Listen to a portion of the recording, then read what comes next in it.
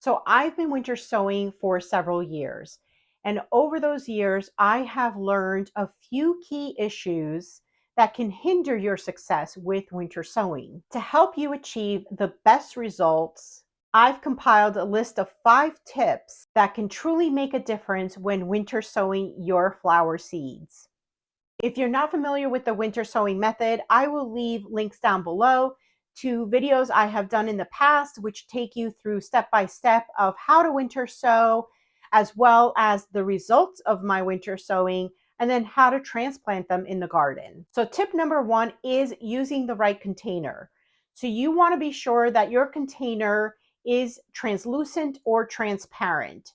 And really only the top needs to be translucent or transparent to let the sunlight into that container. You also want the container to be able to hold 4 inches of soil, as well as have another 4 inches for the seedling to have room to grow. Now, my favorite containers are a milk or water jug or this type of clear water or juice container.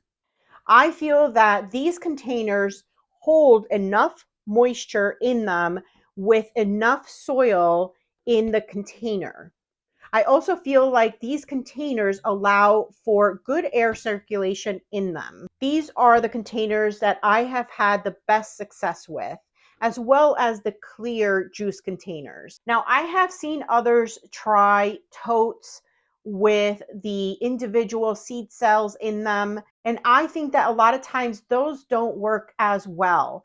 They seem to have very spotty germination, and that is not the best method for winter sowing. You may have some results, but maybe not great results. With the totes, you may not get even distribution of the water.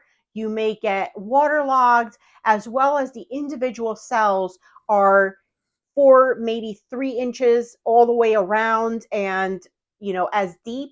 And they just cannot retain the amount of moisture that you might need for a successful winter sowing. I have also seen those who use Ziploc bags, and I think those could be a little tricky as well because they are not sturdy. So they can end up collapsing, or when you try to pick them up, once your seedlings have grown, then you're going to disturb all the seedlings and all the roots, and the seedlings are going to go everywhere. So that's not, to me, the best option for winter sowing. Now, this is not to say that if it has worked for you, then absolutely you should continue doing what works for you. This is more of a recommendation and tips for those that have struggled with winter sowing and are looking for ways to be more successful. Then maybe you give these recommendations a try so that you could have success with your winter sowing.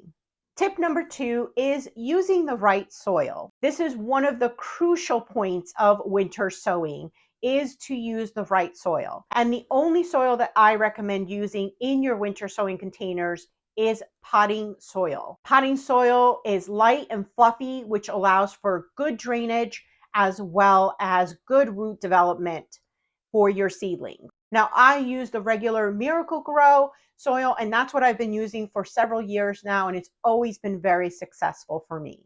Also, potting soil has fertilizer in it, so that once your seedlings start developing their true leaves, then it has the nutrition they need, and you don't have to manually fertilize your containers. The soils that you must avoid in your winter sowing containers are garden soil, topsoil, or raised bed soil. And the other one that I do not recommend is seed starting soil. Now, with your garden soil, your raised bed, and your topsoils, those are just way too heavy to be utilizing in the container. Those soils retain a lot of water, and therefore it's going to become waterlogged in your container, which will ultimately kill off your seedling. Now, if that's what you have on hand, you could always convert those soils into potting soil.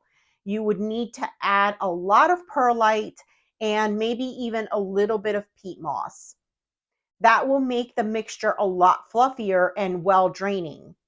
There are several videos out there that show you how to make your own potting soil, and a lot of them do utilize the topsoil or a garden soil. Now, with seed starting soil, many of those only have peat moss in it.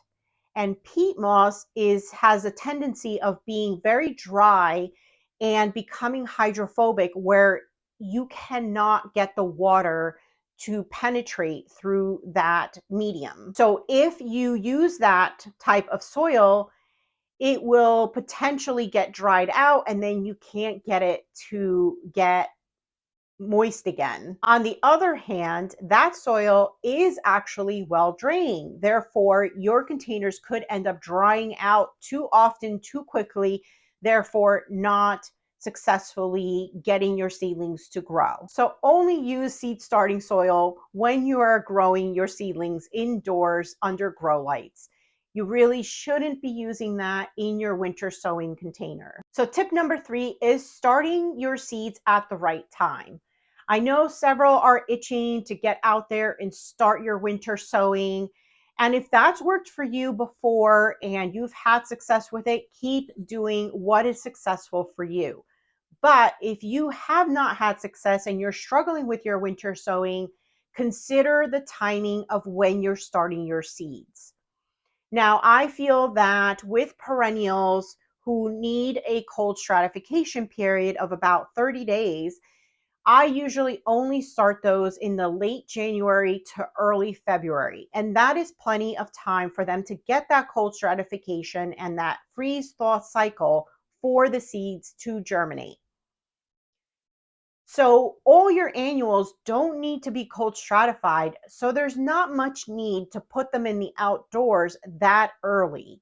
You run the risk of the seeds rotting if you have too wet of a winter. There are several who feel that you should just put them outdoors and let Mother Nature take care of them, but that's not really what I've done to be successful. So my annuals, I tend to start in the month of March. And I usually winter sow most of them in early March, sometimes late March, and I've even started them in early April. Now, I'm growing in New Jersey, Zone 6B, and my last frost date is around Mother's Day. So perhaps that helps you with a little bit of context of my growing zone.